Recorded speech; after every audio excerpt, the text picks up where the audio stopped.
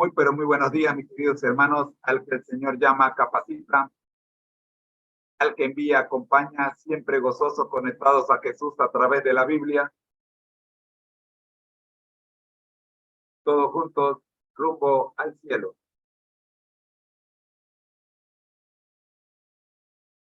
En esta hora vamos a conectarnos con la escuela sabática para nuevos creyentes.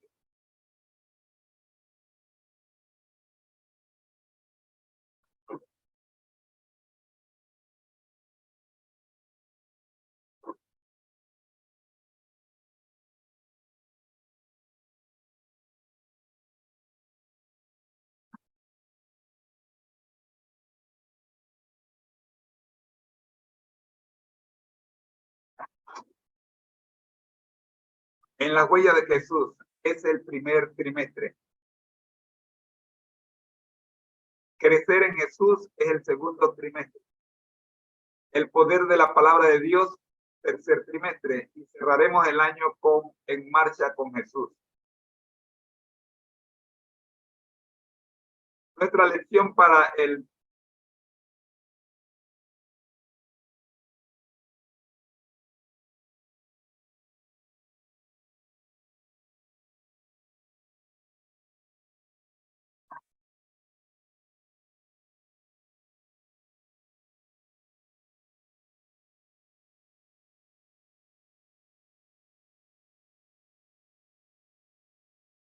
algo está mal. Bueno, nos quedamos acá.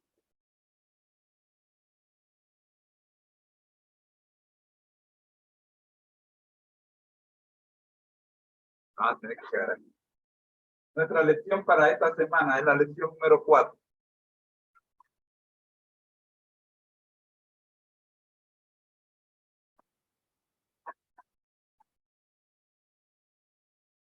Tu propio testimonio.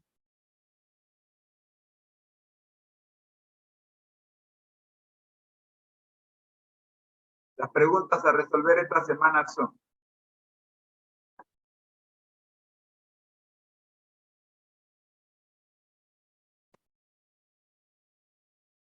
¿qué título se adjudicó Jesús a sí mismo? ¿Qué títulos creo que le corresponden? ¿Qué implicaciones tienen dichos títulos para mi relación con él? Nuestro versículo para esta semana se encuentra en Filipenses 2, 9 al 11.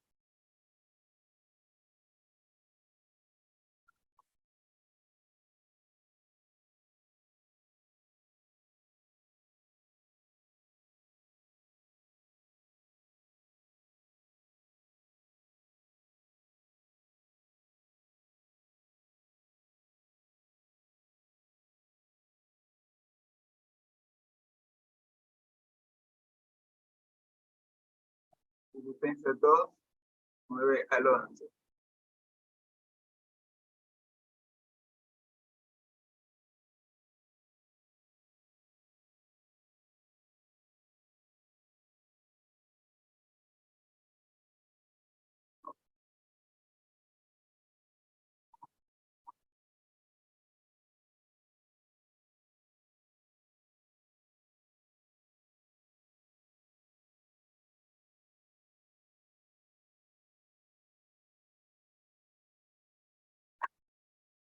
La palabra de Dios se lee en el nombre del Padre, del Hijo y del Espíritu Santo. Amén. Por eso Dios también lo exaltó sobre todas las cosas y le dio un nombre que es sobre todo nombre, para que en el nombre de Jesús se doble toda rodilla de los que están en los cielos, en la tierra y debajo de la tierra, y toda lengua confiese que Jesucristo es el Señor, para gloria de Dios Padre. El concepto clave de esta semana es Señor.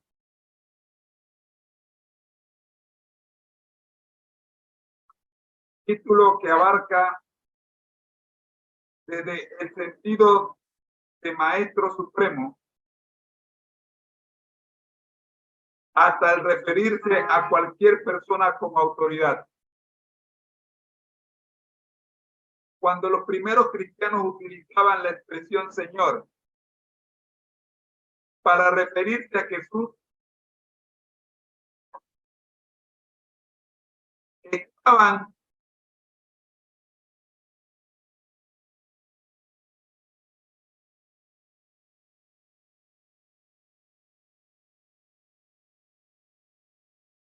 proclamando que en él se encontraban las cualidades exclusivas de Dios.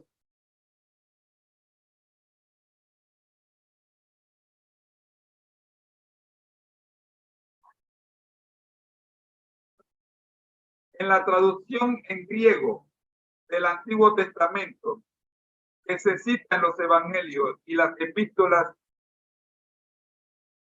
Señor es la forma correspondiente a Jehová o Yahvé, según algunas versiones.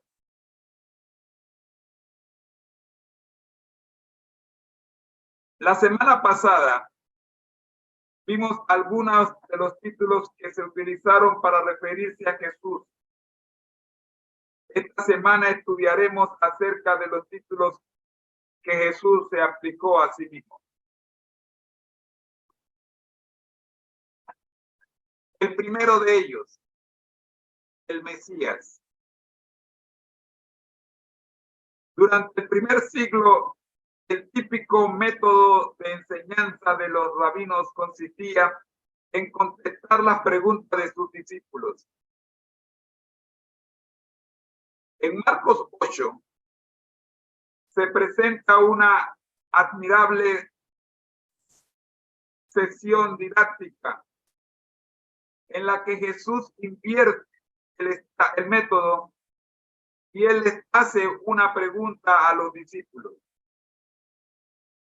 Lee cuidadosamente Marcos 8, 27 al 38. Y responde las siguientes preguntas.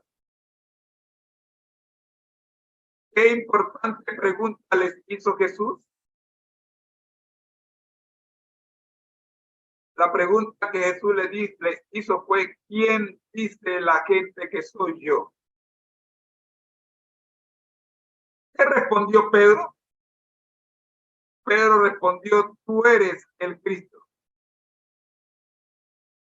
Según la sección de la semana anterior, ¿a quién equivale el título? ¿A qué equivale el título Cristo? La semana anterior vimos que el título Cristo en el Nuevo Testamento es el equivalente al título Mesías del Antiguo Testamento. Jesús contestó en una forma poco acostumbrada, advirtiéndoles a ellos que no lo comentaran a nadie. Esas instrucciones son lo opuesto a lo esperado, ya que era algo vital que la gente conociera quién era Jesús. Hablaremos al respecto más adelante. Jesús aprovechó la ocasión, sin embargo, para enseñar a los discípulos algo fundamental sobre la misión del Señor. ¿Qué explicó Jesús acerca de sí mismo? ¿Y cómo reaccionó Pedro? En los versículos 31 y 32 del capítulo 8 de Marcos encontramos, es necesario que el Hijo del Hombre sufra.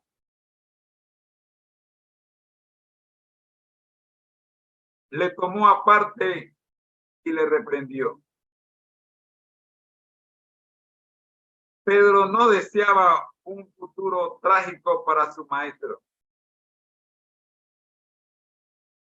Su actividad era un reflejo del concepto del Mesías que le habían enseñado. Alguien que libertaría al país de la dominación romana. Para un judío era inconcebible que el Mesías tuviera que sufrir y morir. Por tanto, las palabras de Cristo contradecían lo que Pedro había aprendido. Aunque la interpretación de Pedro respecto a la identidad de Jesús era más acertada que la del pueblo, seguía siendo incompleta. Lo más significativo aquí es que el aprendizaje de Pedro estaba avanzando, aunque no lo conocía del todo. Así, mis queridos hermanos, aprendiendo de a poquito quién es Jesús, como Pedro, también vamos nosotros. Y por eso en el devocional de hoy le presentamos Cristo, ejemplo perfecto para niños, jóvenes y adultos. El libro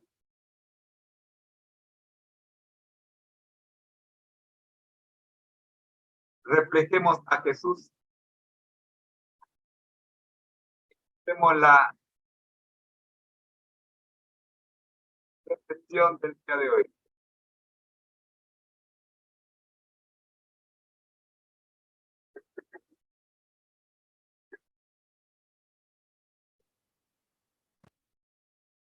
Cristo, ejemplo perfecto para niños, jóvenes y adultos.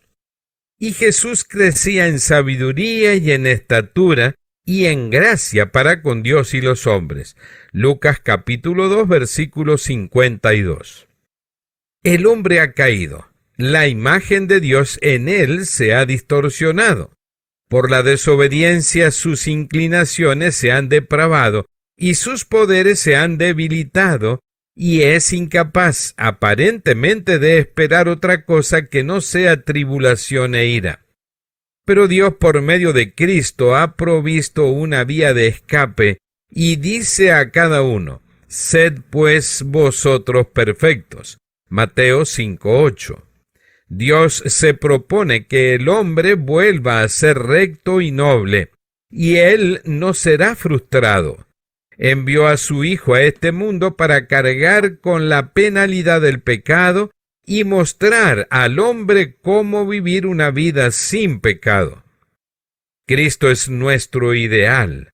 Ha dejado un ejemplo perfecto para la niñez, la juventud y la madurez. Vino a esta tierra y pasó por las diferentes fases de la experiencia humana. En su vida no se halló lugar para el pecado. Desde el comienzo hasta el fin de su vida terrenal, conservó incólume su lealtad a Dios. La palabra dice de él: y el niño crecía y se fortalecía y se llenaba de sabiduría, y la gracia de Dios era sobre él. Lucas 2:40. Crecía en sabiduría y estatura y en gracia para con Dios y los hombres.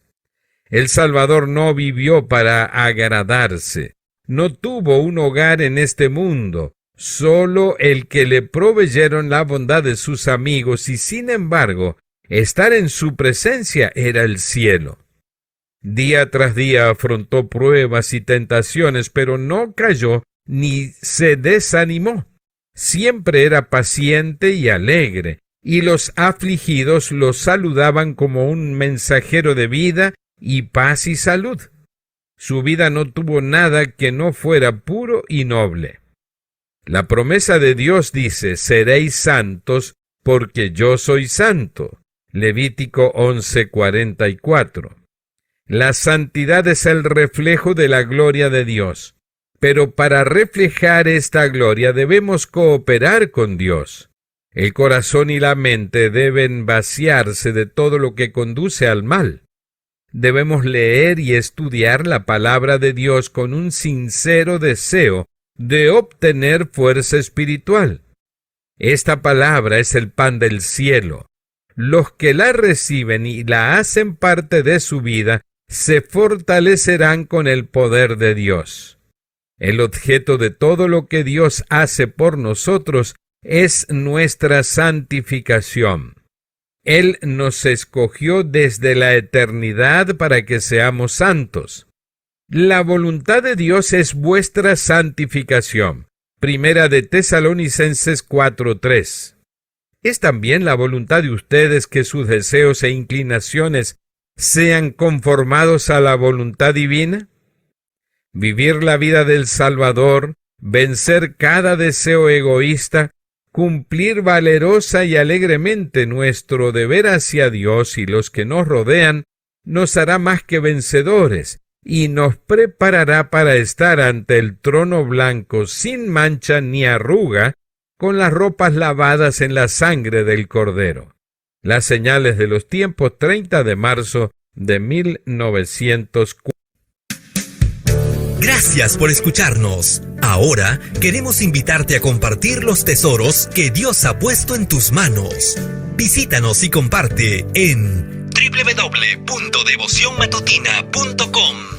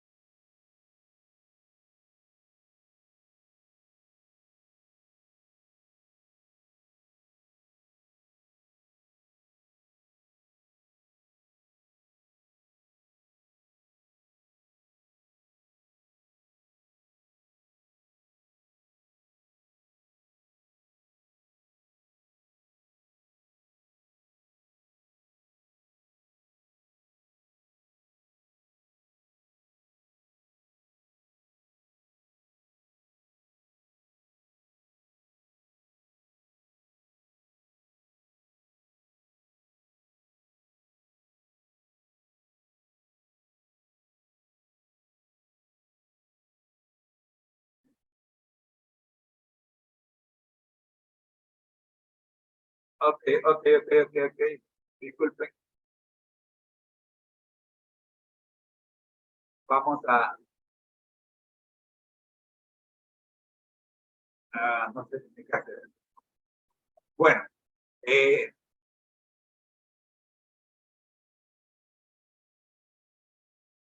tenemos una falla de micrófono. Descuido acá de nosotros, nuestra parte.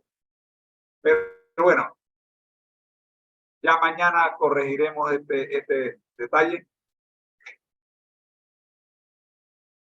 Vamos entonces con la escuela sabática regular